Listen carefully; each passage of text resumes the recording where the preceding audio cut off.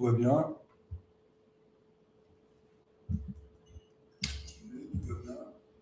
Ok, le son a l'air correct. Bien, comment allez-vous? Voilà. N'hésitez pas à faire coucou dans le chat. Voilà, donc je vais être votre animateur pendant 1 heure. On va continuer à créer nos applications ensemble à l'aide de nos codes. Bienvenue à toi, Litsu. Je ne sais pas si tu es nouveau ou nouvelle. En tout cas, bienvenue à toi. Donc le but de ce stream, ça va être de continuer à travailler sur notre application NoCode que l'on a démarré depuis le stream numéro 1. Bonjour David. Et donc là, je crois que c'est le numéro 13. Et donc celui-ci va être un peu spécial parce que j'ai fait un petit sondage. Ah, c'est Merlin. Bien vu. Tâchez de m'en souvenir. Et donc on a fait un sondage ici, dans le Slack Zilio. Et puis, vous nous avez dit... où est-ce que c'est? Non, c'est pas ça. Voilà, ici, je crois qu'on a eu d'autres retours. Et puis...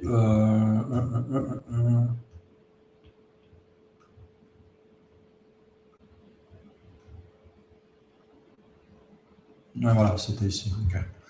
Voilà, je cherche des idées pour le prochain stream et voilà, on m'a donné pas mal d'idées. Et donc, par rapport à ça, j'ai établi une liste de sujets qu'on va adresser aujourd'hui. Alors, ce n'est pas forcément lié à l'application, mais apparemment, d'après vous, ce sont des sujets importants à couvrir.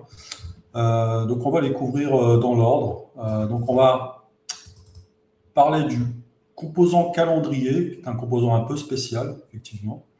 On va parler également des tables Zilio et des relations. Donc ça, c'est un sujet qui revient assez régulièrement. Les dates et les formules, être capable d'afficher des dates selon différents formats, et puis d'appliquer des formules. Alors, je ne sais pas pourquoi le stream... Là, oh, ça a l'air d'être bon. Et donc, on adressera également les sujets de sécurité autour des tables, donc les accès à vos tables, qui peuvent être soit publics, soit privés.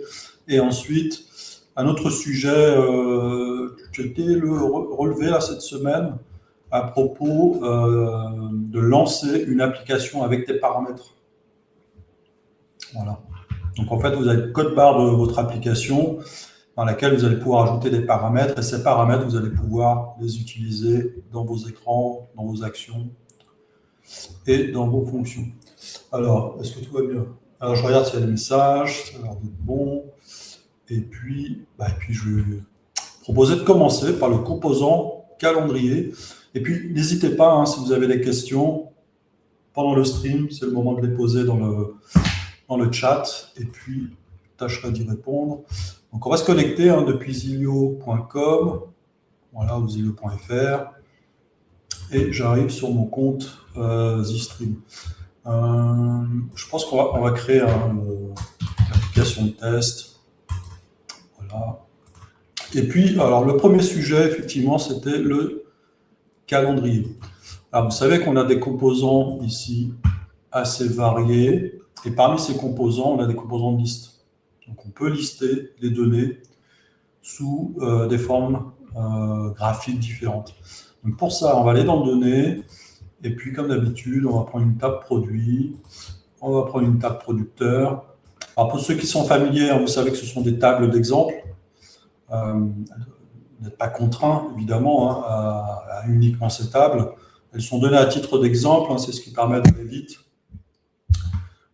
C'est ce qui permet d'avoir un petit jeu de données assez rapidement pour créer son application. On a aussi une table utilisateur, allez, on la met. Mais vous pouvez évidemment, ça pour les nouveaux et nouvelles, on peut évidemment créer une nouvelle table avec toutes les colonnes que l'on souhaite. On va supprimer ça. Voilà. Voilà, donc j'ai 3 tables avec des données, et donc on va pouvoir jouer avec ces données. Donc, si je prends un composant qui liste le produit, par exemple, voilà le résultat que j'obtiens. Je vais zoomer. Et on peut ici, petite astuce pour ceux qui ne savent pas, on peut changer ici le composant. Hein. On peut basculer d'un composant à un autre. Voilà. Alors, calendrier, effectivement, là, attention, Zillow nous dit attention, je ne comprends pas, tu veux afficher un calendrier, mais il n'y a rien qui ressemble à des dates dans ta table. Donc, en fait, Zillow essaye de déterminer les champs qui sont compatibles avec les différents types de colonnes qui sont demandés.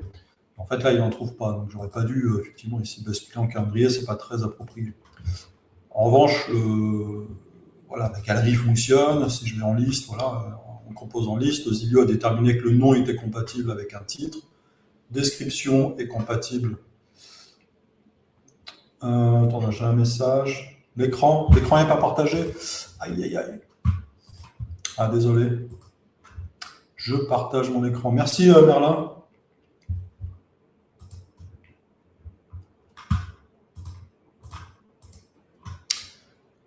Voilà, vous devriez voir mon écran. Voilà, désolé encore. Donc, voilà, donc en fait, j'ai juste drag-droppé une liste ici. J'ai créé effectivement quelques tables d'exemples. Et puis là, j'étais en train de parcourir les différents composants de liste. Et vous voyez que Zillow essaye à chaque fois qu'on sélectionne une table.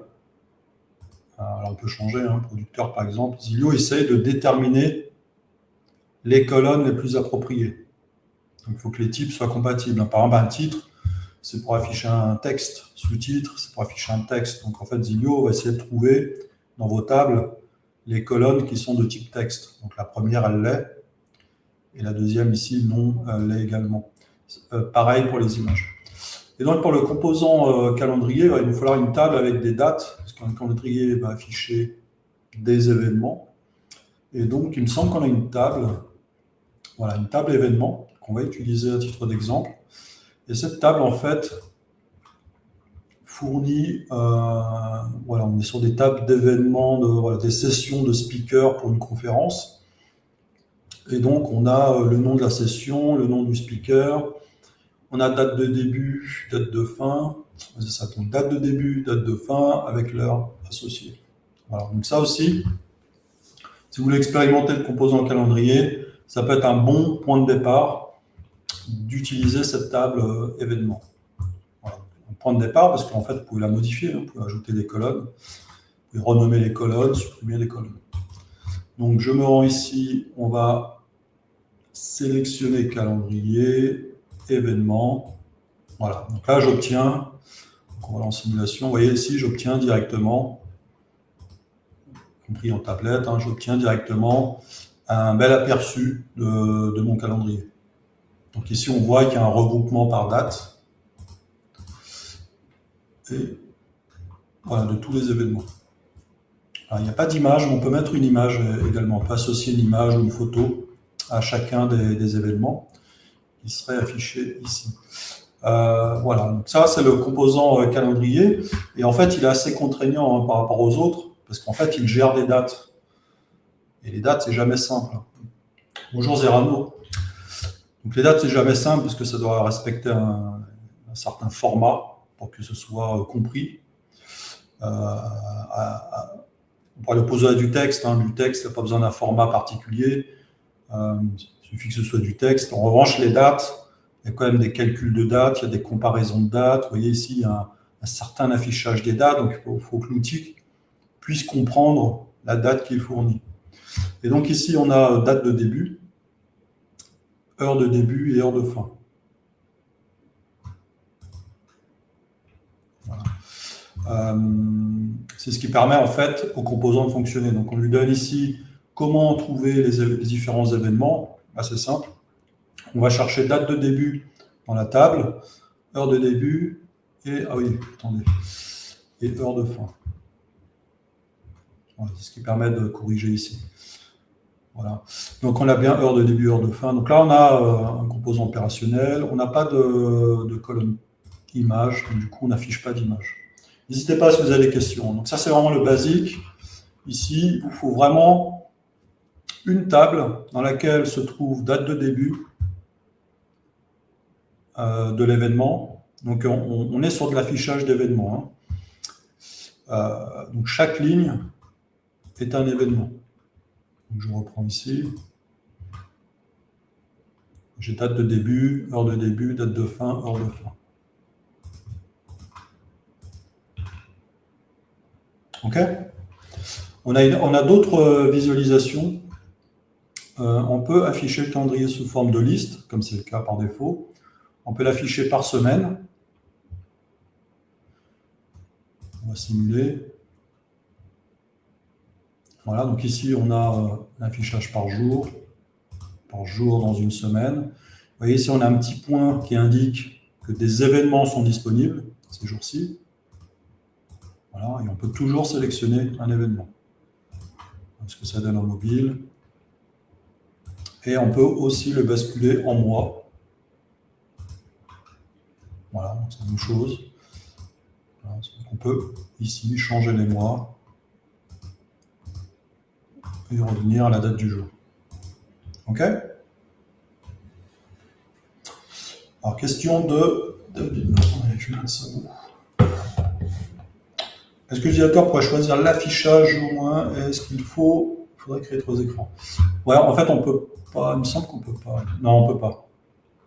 Non, c'est vraiment une configuration qui est faite à l'avance. Dans une appli de gestion d'intervention, en fait, on a effectivement utilisé 2 écrans. Et puis dans la barre de navigation en bas, on a mis deux liens différents. Un avec une icône de calendrier, donc je pourrais reprendre ici. Voilà, par exemple celle-ci. Et puis une autre qui illustre davantage une notion de liste. Voilà, donc là on peut copier-coller si les données proviennent de la même table. Et ici je le passe en mode liste. Voilà. Voilà, donc on a 2 visualisations du même jeu de données.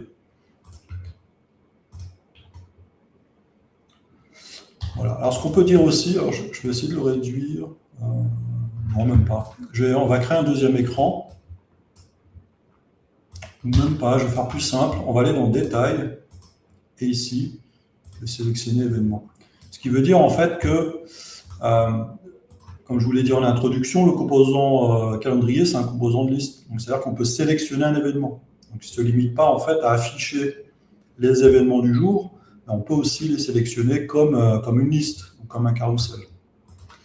Donc si je crée un lien ici entre les deux, on va pouvoir naviguer. Si je prends tendance tech, voilà, on bascule sur l'écran suivant.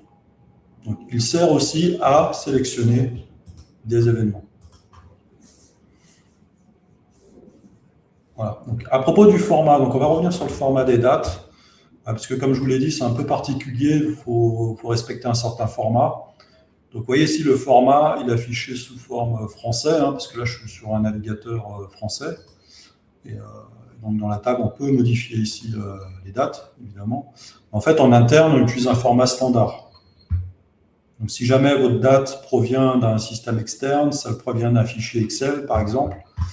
Donc, je vais vous le montrer là. Je vais exporter.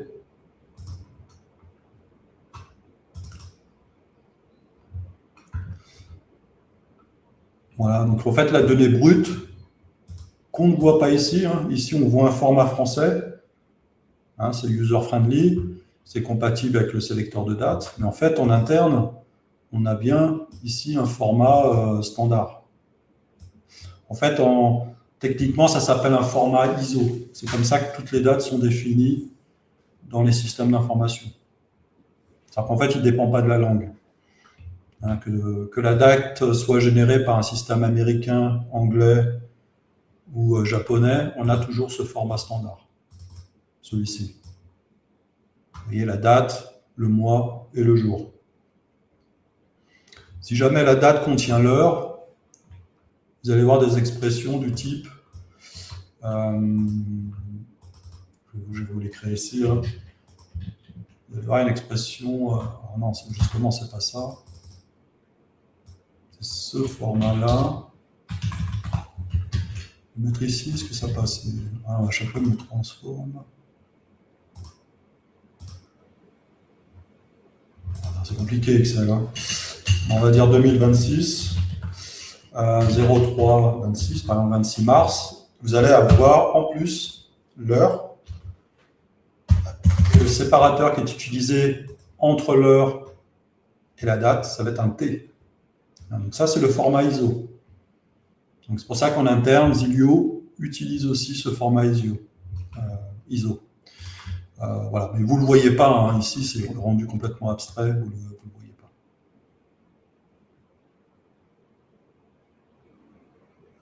OK?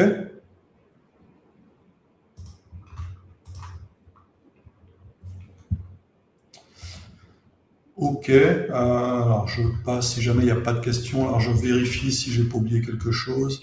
Alors je n'ai pas indiqué aussi, on peut aussi, dans la vue semaine et mois, puisqu'en fait on a un sélecteur de date ici, et on a les événements du jour sélectionnés juste en dessous, on peut aussi changer ici l'amplitude du calendrier affiché. Donc on peut par exemple afficher de 6 heures du matin jusqu'à 14 heures par exemple. On n'est pas obligé d'afficher de minuit jusqu'à 23 heures. Voilà. Et l'autre fonctionnalité, alors là il faut passer en mode liste, on peut afficher les événements sous forme chronologique ou inversée. Voilà.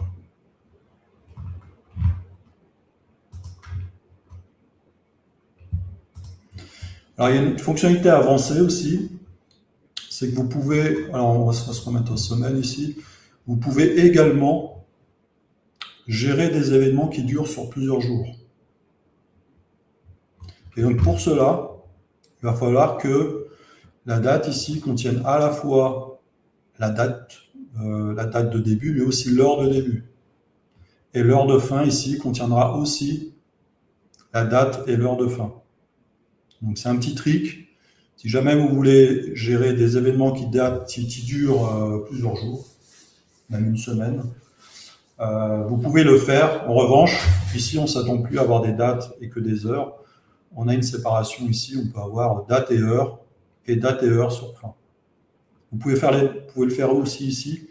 Vous pouvez avoir date plus heure de début, date plus heure de fin. Voilà, on n'a pas pu le rendre explicite parce que ça a été ajouté par la suite. Et on est parti sur ce format au début, juste une date, plus heure de début, heure de fin.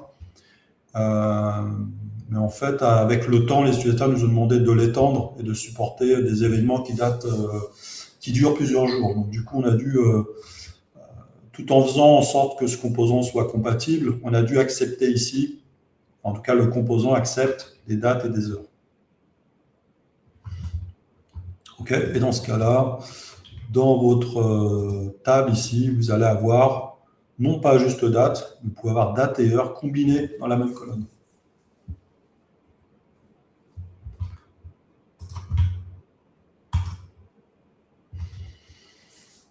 OK? Alors dites-moi si vous avez des questions. Sinon, on passe au prochain sujet qui sont les tables Zilio et relations. Donc ça aussi, ça a été demandé.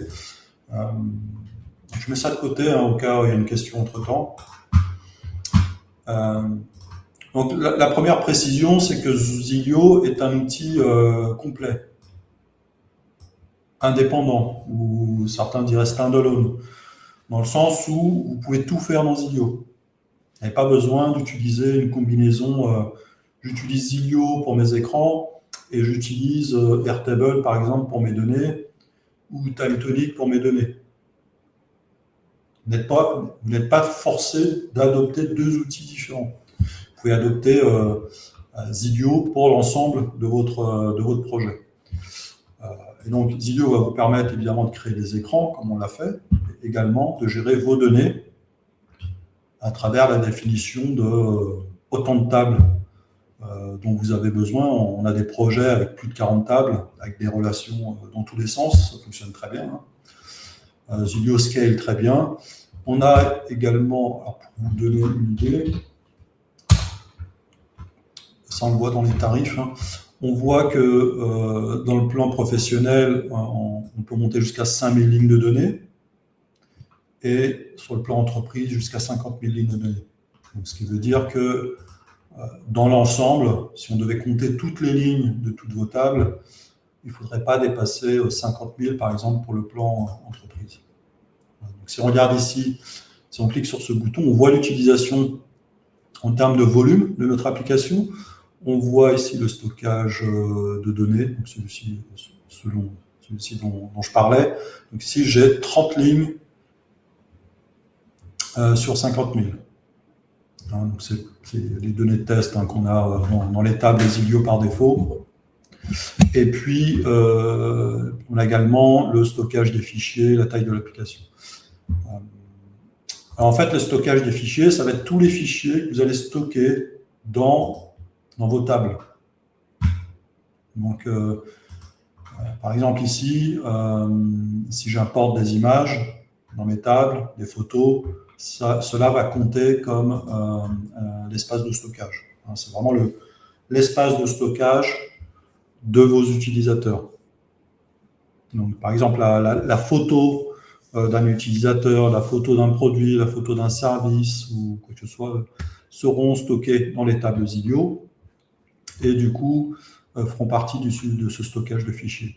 La taille d'application est plus impactée sur le nombre d'écrans que vous allez créer, mais également les images statiques. Donc, si je reviens dans Accueil, je retourne dans AgriOptima. AgriOptima, ici, vous vous souvenez, donc je me déplace à droite. On a une bannière. Avec une image de fond ici. Et en fait, cette image de fond fait partie de l'application. Cette image ne fait pas partie des données en tant que telles. Ce ne sont pas des données utilisateurs. Elles ne vont pas être modifiées par les utilisateurs. Elles n'appartiennent pas aux utilisateurs. Elles font partie de l'application. Elles font partie de la définition de l'application. Donc, quand l'application est téléchargée sur la tablette, le mobile ou sur l'ordinateur, elle viendra avec ses écrans et ses images. Donc, c'est bien celle-ci dont on parle. Donc, taille de l'application. Donc là, elle est toute petite, donc on doit être probablement à moins de 1 méga. Vous voyez ici, elles sont probablement très petites, c'est pour ça qu'on affiche 0. OK. Donc, on revient sur test. Donc, tout ça pour vous dire que Zilio est complètement indépendant. Vous pouvez cependant, optionnellement, intégrer des systèmes tiers, des systèmes externes. Vous avez par exemple, vous avez déjà une base de données TimeTonic avec toutes les possibilités qu'offre TimeTonic en termes de création de vues pour les clients, avec une gestion de droits ultra fine. On a également les automations, la génération de documents, signature de documents. Voilà, tout ça, TimeTonic le propose. Donc, vous pourriez décider de créer une combinaison Zilio TimeTonic. Et dans ce cas-là, vous allez utiliser l'intégration TimeTonic. D'ailleurs, il faudra en faire un stream dédié. Je pense que je vais le faire. Où on travaillera ensemble. Ici, on explorera tous les cas possibles où Zilio permet l'intégration de tables Airtable, TimeTonic, les API REST et même Google Sheet. Alors, ce qui est intéressant, c'est qu'on peut combiner également. C'est-à-dire qu'on peut avoir à la fois des tables Zilio, des tables Airtable, des tables TimeTonic, des tables REST. Ça n'aurait pas trop de sens, mais pourquoi pas? Par exemple, vous créez une application, vous souhaitez migrer de Airtable à TimeTonic, ce qui se fait beaucoup ces jours-ci. Vous pourriez, dans ce moment de migration, créer votre application Zilio avec des tables Airtable, parce que vous avez toujours vos données sur Airtable, plus des tables TimeTonic, parce que vous êtes en cours de migration, et puis en plus des tables Zilio. Tout ça, c'est possible et ça a un sens. Et comme je disais, tout à la fois. Vous ne choisissez pas soit Zilio, soit Airtable, soit TimeTonic, vous pouvez tout combiner. Alors, bonjour Pascal. Du coup, les fichiers images, par exemple, hébergés chez TimeTonic ne sont pas décomptés sur Zilio, à la limite. Oui, tout à fait, effectivement. Donc, les tables, les images externes, par exemple, ici, si on va dans Produits, Je vais cliquer sur le petit crayon ici pour éditer l'URL. Vous voyez ici, l'image, elle est stockée sur GitHub. Donc, c'est pas du tout stocké sur Zilio. Et donc, du coup, ça compte pas. Donc, ça doit répondre à ta question, Pascal. Vous voyez, c'est pour ça qu'on est à 0. On a des images de produits, on a des images de producteurs. Et pourtant, j'ai un stockage à 0 ici. Voilà, donc les images stockées chez TimeTonic, Airtable, Archit, on ne peut pas, ou les API REST, ne sont pas décomptées parce qu'elles ne sont pas stockées chez Zilio. Voilà. Alors, à propos du stockage, je pense que la plupart d'entre vous savent qu'on est en train de construire un nouveau plan business, dans lequel Zilio supportera 10 millions de lignes de données.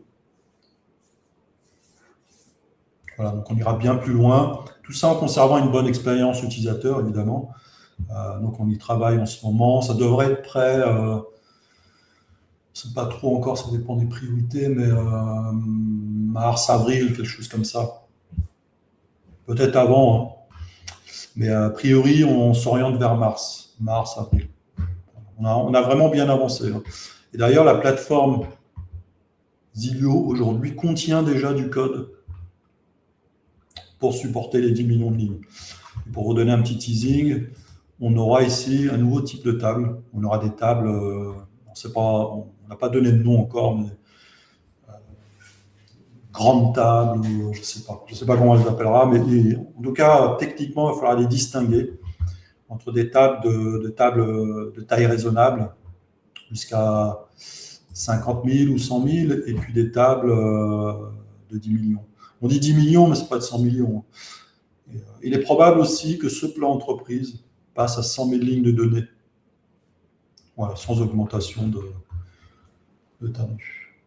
10 millions de lignes, oui, tout à fait. Voilà, donc là, on s'oriente vers 10 millions de lignes au total, 1 million de lignes, au moins par table. Mais on va explorer 100 millions aussi. On va voir ce que ça donne.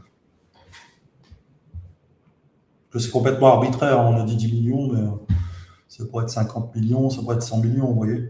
Donc on va explorer tout ça. Pour l'instant, l'objectif, c'est 10 millions. On a l'étude technique est réalisée, on sait comment faire.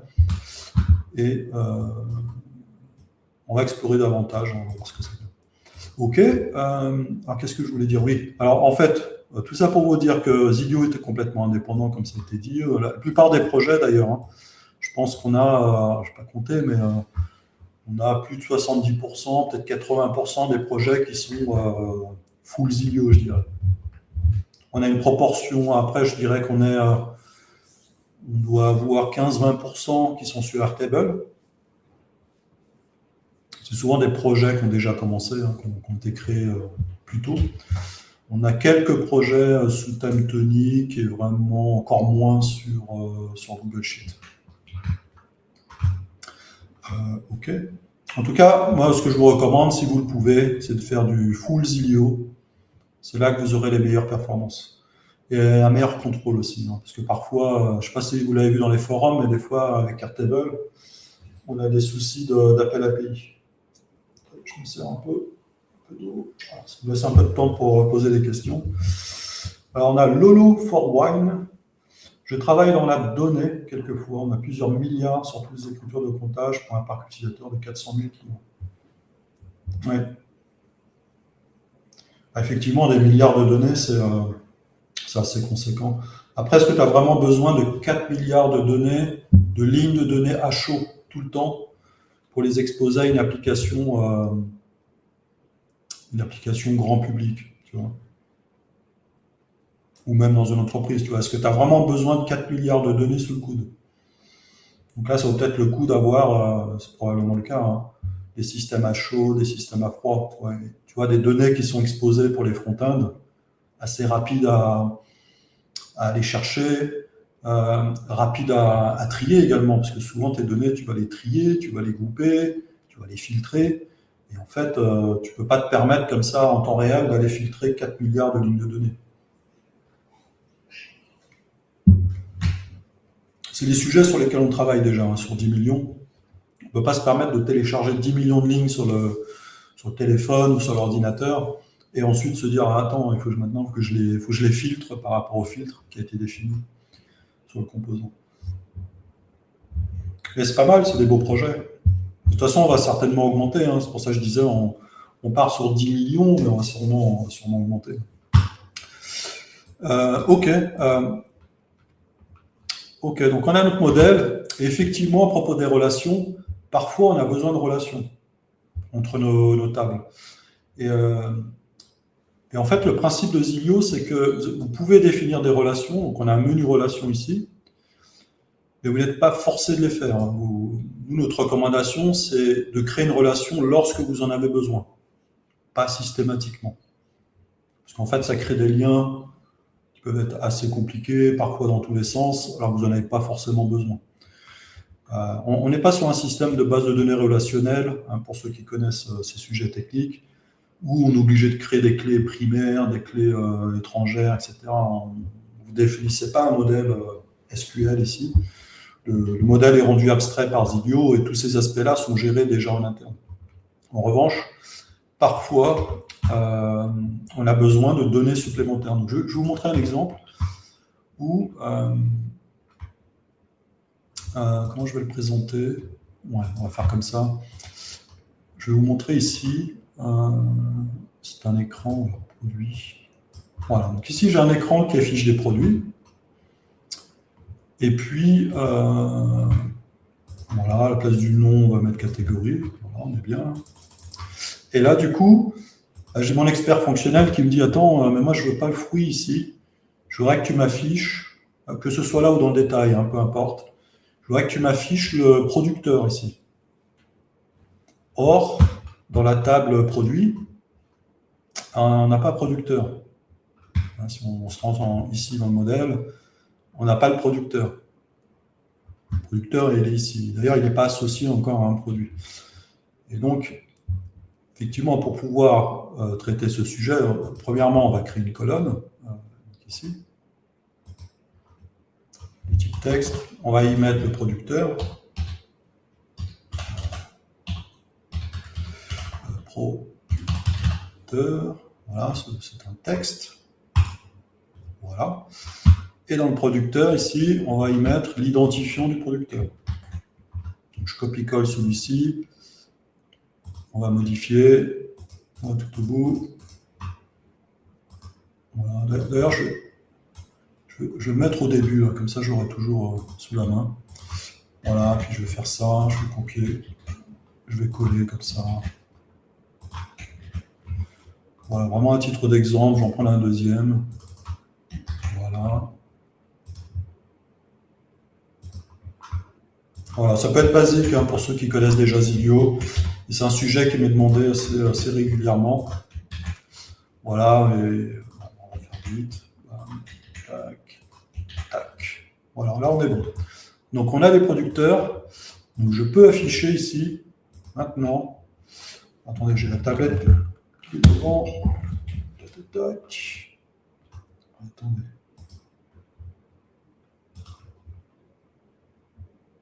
Oui, ben, il est là, je cherche en bas. Donc ici, j'ai le producteur. Ah, attendez, je me suis trompé. Non, producteur. Voilà, donc on s'en sort. Jusque-là, tout va bien. Et là, j'ai mon expert fonctionnel qui me dit non, non, mais je ne veux pas que tu me mettes l'ID ici, je veux que tu me mettes le nom du producteur. Oui, bien sûr, on n'affiche pas les milliards de lignes. Oui, effectivement. Ok, donc là j'ai un souci parce que dans ma table je n'ai pas le nom du producteur. J'ai son identifiant. Alors on pourrait rajouter une colonne, hein, nom du producteur. Ici. Ceci dit, ce serait une répétition d'informations. Comme on dit, on aura une information redondante parce que l'information serait stockée à la fois dans le produit et à la fois dans le producteur, parce que le nom est déjà là. Autre inconvénient, si le nom du producteur change, ici, le changement ne sera pas reflété dans la table produit, hein, parce qu'on répète l'information. Donc c'est un souci. Donc évidemment, on ne va pas procéder ainsi. on va justement utiliser le système de relations. Donc pour ça, je vais avoir besoin d'une relation, et je le fais parce que j'en ai besoin. J'en ai besoin ici dans cet écran, mais sinon, je ne le ferai pas. Donc je vais créer une relation ici. J'aime bien les appeler liens ou relations, peu importe. Ça va être le lien producteur. Et donc là, je vais indiquer qu'il va y avoir un lien entre ces deux tables, produit et producteur, et que ça va être une relation vers une seule ligne. C'est-à-dire qu'un produit n'a un seul producteur. Il n'a pas plusieurs producteurs. A contrario, un producteur pourrait avoir faire une relation sur plusieurs produits, donc avoir ici une relation vers plusieurs lignes. Okay, mais là, dans ce sens, produit vers producteur, on n'en a qu'un. Enfin, 1 ou 0, hein, ici, il n'y en a pas dans la table. Donc, on est dans produit, je sélectionne la table de départ, donc c'est produit évidemment. Ici, je sélectionne la colonne qui va faire la relation, qui va faire le lien fonctionnellement. Donc, il faut que les données matchent. Hein. Donc, vers producteur, et ici, on a décidé de stocker l'identifiant, hein, si vous vous souvenez. Du coup, on fait un lien entre ces deux colonnes, producteur et ID. Voilà, dites-moi si c'est bon pour vous, si c'est clair. Et donc ici, j'ai un lien qui se crée.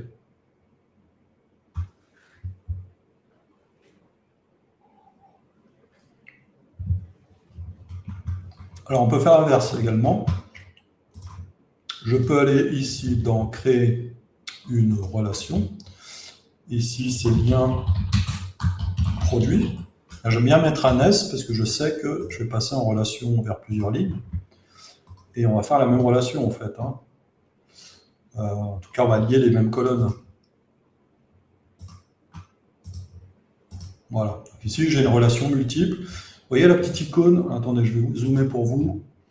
Ici, on a le lien producteur. On voit que c'est de un produit vers un producteur, vous voyez là, par rapport à la petite icône, alors qu'ici, on a une liaison multiple. Comment choisis-tu le sens du lien? Table de départ. En fait, tu le choisis en sélectionnant ici ta table de départ. C'est que quand tu crées une relation, tu vas la créer à partir d'une table. Par exemple, si on part d'utilisateur, bah, tu vas sélectionner ici, créer une colonne, une relation. Et ici, tu n'as pas d'autre choix que de sélectionner utilisateur parce que tu l'as fait à partir d'utilisateur. Donc là, Zilio ne te donne pas le choix de sélectionner une autre table parce que le point de départ, c'est utilisateur. Si tu veux partir de producteur, tu crées une relation à partir de producteur. Voilà. Donc la table de départ, tu l'as choisie en fait en sélectionnant ici le menu qui correspond à ta table, tout simplement. Tu ne peux pas ici, à partir de producteur, dire « Ah non, je démarre en utilisateur ». Tu ne peux pas. OK ? Alors, autre information, c'est que lorsque vous cliquez maintenant sur le détail de vos données, vous allez voir ici, on a une colonne qui correspond à la relation. Et le fait de voir ici des pastilles avec les identifiants vous valide que la relation est bien créée. La relation est opérationnelle. On a des matchs, vous voyez ici, et ça correspond bien. Regardez, c'est TGF 4D, ça correspond bien à TGF 4D. Idem ici, si je vais dans producteur, on retrouve bien nos produits. Donc ça, c'est intéressant. Quand vous créez vos relations, vous avez un doute, vous pouvez aller voir, moi je le fais systématiquement, hein, vérifier que tout est OK. Comme ça, je peux passer à la suite. Je sais que dans mes écrans, je n'aurai pas de souci.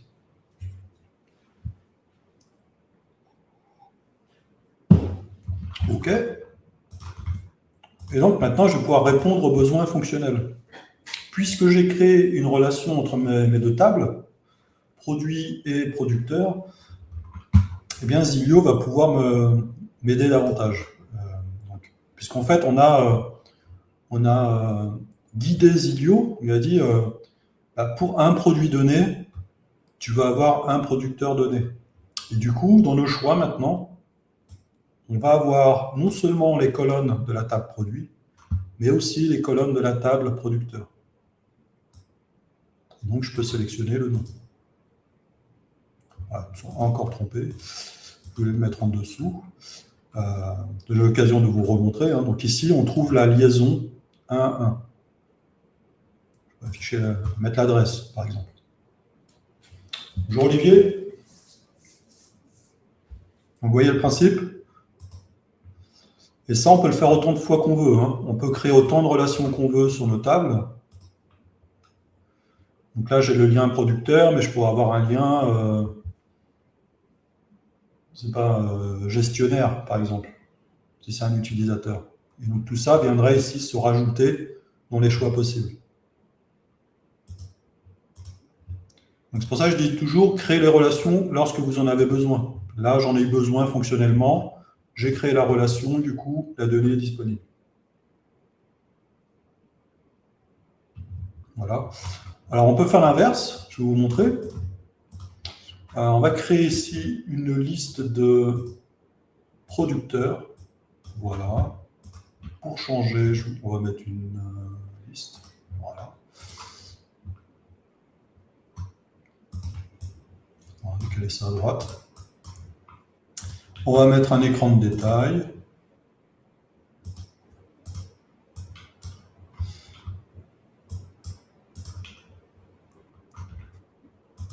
Ok, et puis, voilà, on va supprimer tout ça, on n'a pas besoin. En tout cas, dans cette explication. Et donc là, on va pouvoir exploiter l'autre relation qu'on a mis en place, hein, la relation producteur vers plusieurs produits. J'enlève tout ça, faire un peu de place. Et là, en fait, l'idée, ça va être d'afficher pour chaque producteur les produits qu'il produit. Dans ce cas-là, donc afficher une liste, hein, donc on va utiliser une liste, encore une fois. Et lequel pourrait-on utiliser? N'importe. Hein. Allez, galerie. Et dans ce cas-là, on va dire à Zilio, ce qu'on souhaite là maintenant, ben, c'est pas afficher tous les produits ou tous les producteurs, on va afficher uniquement les produits de ce producteur, hein, de celui qui est sélectionné. C'est un peu comme cette image en fait. Hein. Vous voyez l'image ici, le logo, c'est le logo du producteur. Ici, c'est l'identifiant du producteur sélectionné. Et donc, dans ce cas-là, on va dans Données. Et dans Données, on va avoir, dans Producteur, on va retrouver le lien produit. Et donc là, j'ai les produits.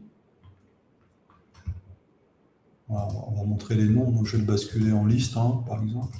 Donc là, j'ai les produits du producteur. Ce qui veut dire qu'on a pu alimenter un composant liste avec une relation, lien produit.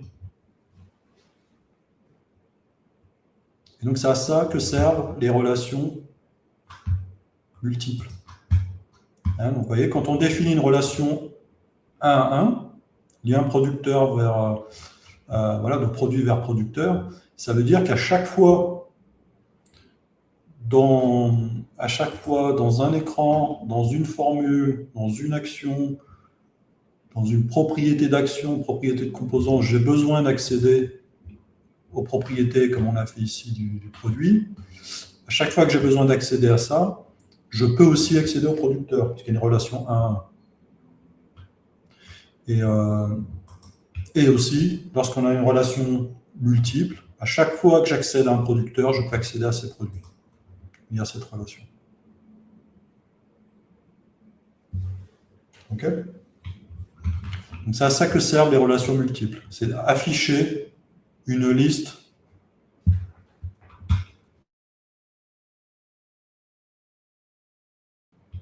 relation.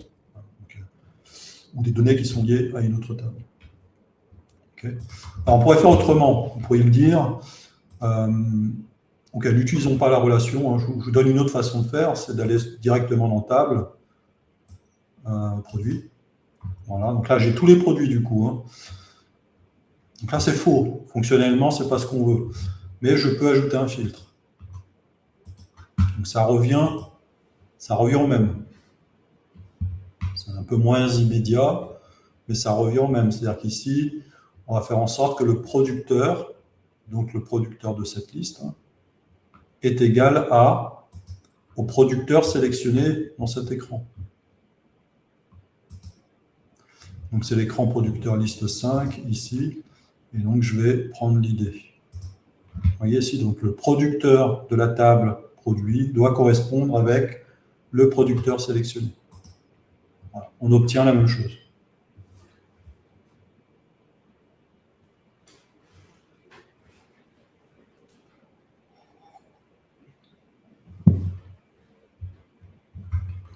Alors, on a une question de Pascal à propos d'une relation time tonique. On ne peut pas faire une relation moins souple qu'une table externe. Oui, effectivement. Donc en fait, Airtable et time tonique ont un système de relations qui leur est propre. Et donc c'est un système qui est différent de celui de Zilio. Et d'ailleurs, elle fonctionne d'une manière différente du système Zilio. En tout cas, quand vous importez vos tables time tonique ou Airtable, vous bénéficiez des relations que vous avez définies. Je ne sais pas si j'ai des projets. Je vais quitter. Là, j'improvise. On va voir si j'ai un projet de test. It's time. Données. Ouais, voilà. Donc là, j'ai des tables time tonique, vous voyez. Et en fait, ce lien, il a été créé dans time tonique. Alors, on a certains utilisateurs, on a vraiment énormément de relations entre les tables. Et donc, Zilio détecte ces relations et vous permet la même chose. C'est-à-dire qu'ici, dans pièces détachées, ici, je vais retrouver un lien vers les commandes et inversement. Donc, ça fonctionne exactement de la même façon. C'est détecté en tout cas de la même façon. Et si vous avez une relation 1 à 1, vous allez retrouver les colonnes de l'autre table directement dans vos composants. Donc, c'est pas moins souple. En tout cas, Zilio le rend abstrait parce que le système est différent, mais le propose de la même façon. Je ne sais pas si on voit la commande. Il n'y a pas de commande ici. Si je mets une liste de commandes ici, voilà, titre. Vous voyez ici, je retrouve ici le lien pièces détachées. Et pourtant, ce n'est pas une relation que j'ai créée avec Zilio. C'est une relation qui a été créée dans time tonique. Et ça fonctionne de la même façon sur Airtable. J'espère que ça répond à ta question, Pascal.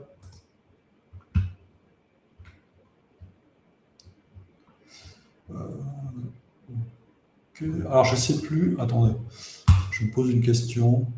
Est-ce qu'on peut faire des relations entre des tables ?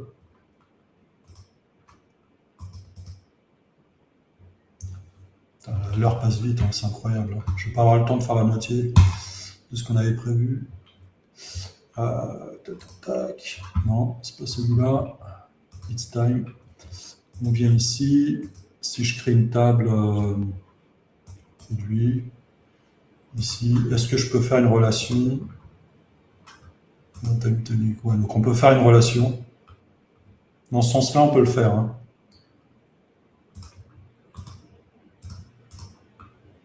Ouais, c'est bien ce que je pensais.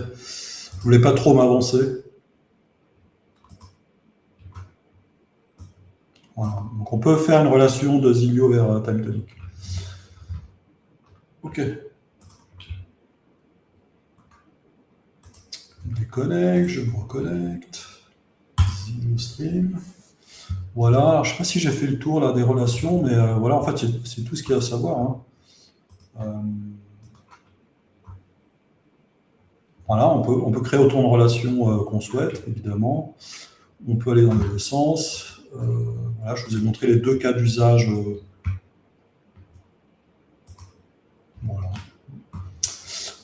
je pense qu'on est bon. Alors, on va essayer d'adresser un dernier sujet.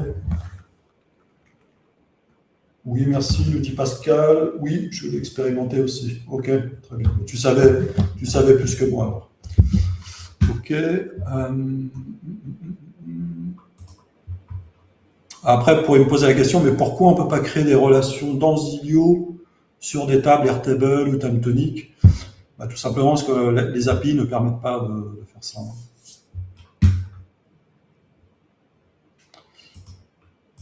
Voilà, puis c'est quand même plus, c'est certainement plus complet de le faire avec Airtable et TimeTonic, puisque vous êtes directement dans l'outil. Vous avez toutes les options possibles que de faire depuis un outil externe. Zilio se contente, entre guillemets, parce que ça a été beaucoup de travail, hein, de détecter la structure des tables, le type de colonne, ça peut être des sélecteurs, des options, ça peut être, on a vu des relations, donc c'est déjà un énorme travail d'en arriver là. Le prochain sujet sont les dates et les formules. Il est quelle heure là? 48.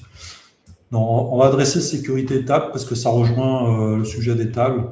Et la prochaine fois, on fera date, formule et paramètres d'application. Ok. Donc, table et sécurité. Donc ça, c'est un sujet important, évidemment. On va supprimer ça, on va supprimer ça, on va garder ça. Tac, tac. Voilà. Voilà. Donc, imaginons qu'on a une application qui affiche une liste de produits comme celle-ci. En fait, notre table ici, notre table produit, elle est publique. C'est qu'en fait, si je publie mon application, ici, là, si je publie, tout le monde a accès à cette table, tout le monde a accès à son contenu. Elle n'est pas protégée derrière une authentification. Voilà. Donc, pourquoi pas, hein, ça fonctionne, c'est un catalogue, pas de raison de vouloir le rendre privé. On pourrait, hein.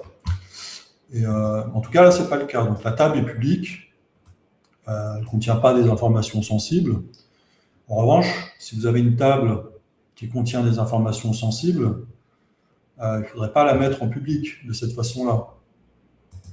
Tout le monde pourrait, sans authentification, accéder à l'information. Donc imaginons que notre catalogue soit privé. Imaginons que ce soit un catalogue B2B entre deux entreprises ou deux partenaires. On ne souhaite pas que n'importe qui ait accès à ce catalogue. Il pourrait contenir des informations sensibles, il pourrait contenir des chiffres sur les marges, des chiffres secrets très business. Et dans ce cas-là, notre table, on ne souhaiterait pas qu'elle soit publique. Et dans ce cas-là, on va cliquer sur ce bouclier et on va changer le niveau d'accès. On va le passer en protégé. Donc, c'est-à-dire que les données nécessitent une authentification. Seuls les utilisateurs autorisés peuvent y accéder. Alors, on va l'expérimenter. Donc, je lance la simulation. Vous voyez ici, accès aux tables refusé. Donc, si je publie l'application, elle ne fonctionne pas. On ne peut pas accéder à ces données parce qu'elles sont privées. Donc, il faut absolument une authentification pour pouvoir accéder à ces données. OK ? Donc, pour faire une authentification, normalement, vous savez le faire. On va dans Connexion. Donc, je crée un écran de connexion à partir de la table utilisateur. Voilà.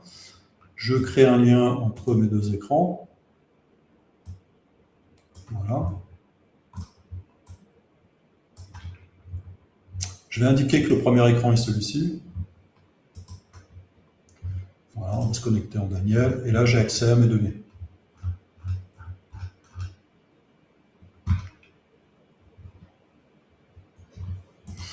Voilà. Si je me trompe, je définis ici le catalogue, vous voyez, c'est pas parce que j'ai une étape d'authentification que le contrôle n'est pas fait. Parce qu'en fait, il y a un autre sujet qui est à propos, justement celui-ci, les paramètres d'application. C'est-à-dire qu'on a la possibilité, en fait, de démarrer une application, donc on va la publier ensemble, de démarrer une application en indiquant un premier écran. On peut indiquer en paramètres quel écran on souhaite démarrer.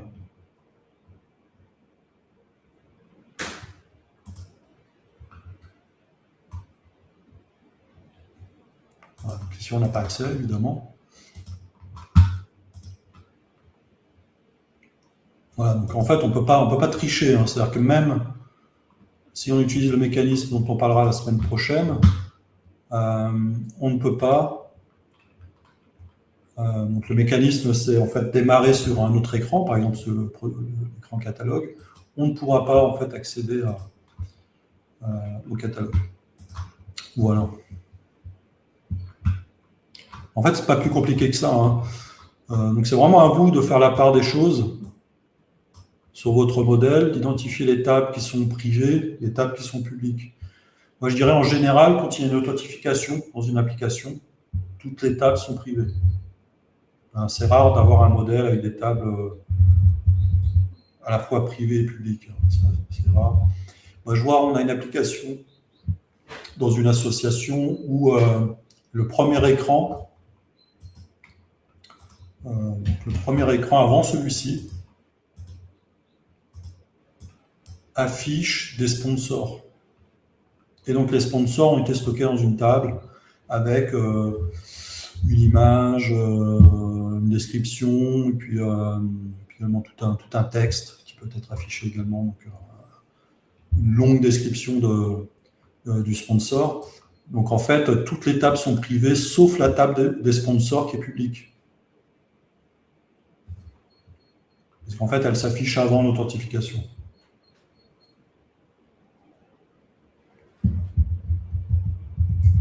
Voilà. Je regarde s'il y a des questions. N'hésitez pas à poser des questions.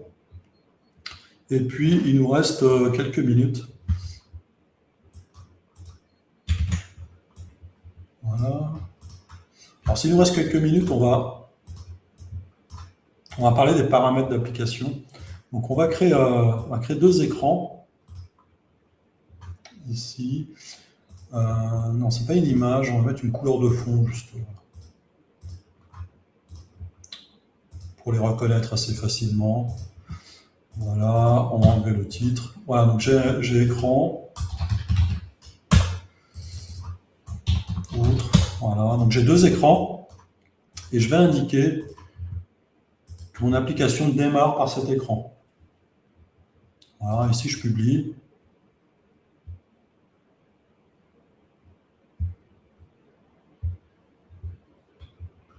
Voilà, si je publie ici, on va tomber sur le premier écran, voilà, ok. Rien d'extraordinaire jusqu'à maintenant. Et donc là, ce qu'on va pouvoir, c'est demander à Zilio de démarrer, non pas sur l'écran qui est désigné ici comme étant le premier, on va pouvoir lui demander de démarrer sur un autre. Hein, donc ça, on me le demande régulièrement, hein, d'ailleurs, ça doit faire 1 an et demi que ça existe. Par exemple, démarrer sur un écran de login pour administrateur. Du coup, l'application démarre sur une page plus grand public, par exemple celle-ci, ou un catalogue s'il est public. En tout cas, accéder à l'interface d'admin ne se fait pas à travers un bouton qui est visible depuis le grand public, mais il se fait depuis un lien particulier. Et donc pour cela, on va, alors je ne sais pas si elle est à jour, là je publie. Voilà. Ah, comme je l'ai déjà lancé, je vais juste rafraîchir. Voilà. Donc ici, on démarre sur le premier. Si je veux démarrer sur le deuxième, ici, je vais rajouter un paramètre avec point d'interrogation et le nom de l'écran. Vous voyez? Donc là, j'ai pu, en changeant l'URL ici, donc quelque part, ça revient à changer le QR code. Donc vous pouvez en faire un QR code. Hein. Vous pouvez très bien distribuer un lien pour le grand public, donc celui-ci, un lien pour les admins, ou un QR code pour le grand public, un QR code pour les admins. Hein, c'est vous qui voyez en fonction de vos besoins. Ok. Et ensuite, pour parler de paramètres d'écran, du coup, puisqu'on a le temps, on va aussi pouvoir récupérer des paramètres d'écran. Donc si ici je mets un libellé avec formule, on va dire, c'est le nom.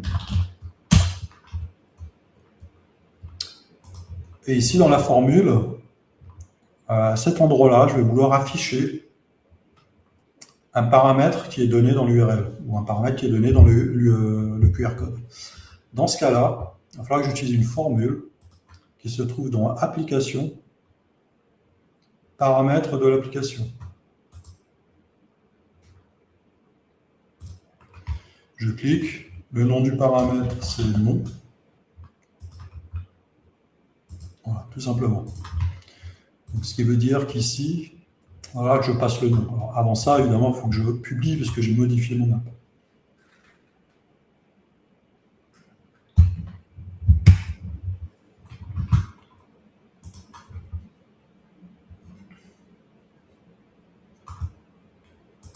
OK. Donc, on est bon. Je vais ici. Je rafraîchis. Ici. Bon, là, il n'y a rien. Non. Égal. Voilà. Vous voyez ici, l'application a pu récupérer un paramètre qui était passé ici, dans l'URL.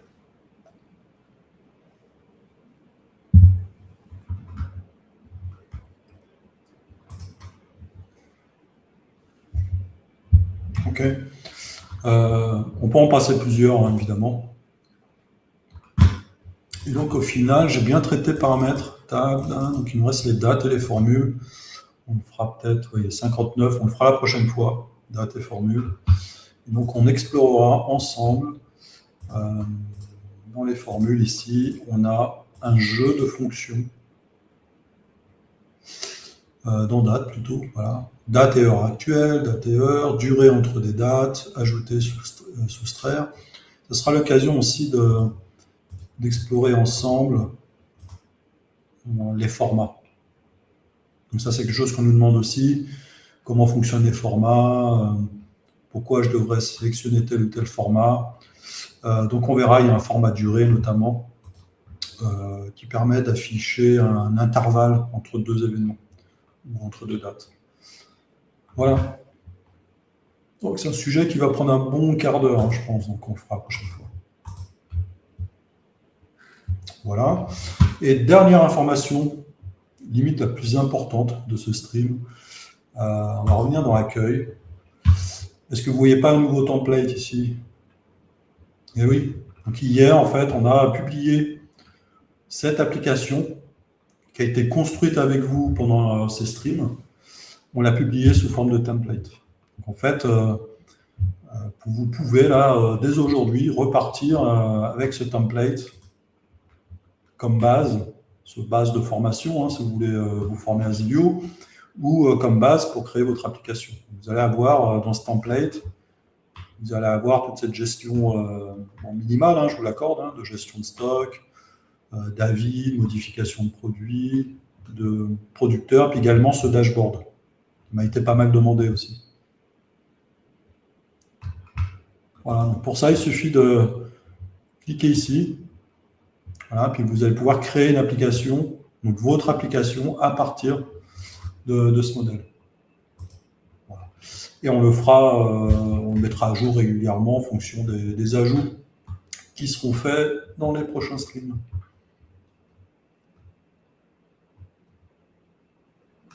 Voilà, plutôt sympa. Hein. Ok, bah écoutez, c'est tout pour aujourd'hui. Je remercie les questions. Donc Pascal nous dit super, merci Didier, c'était très intéressant. Bah, je t'en prie. N'hésitez pas à nous rejoindre sur le Slack de Zilio. Vous pouvez y accéder à partir de ce lien. Vous pouvez y accéder à partir du site internet.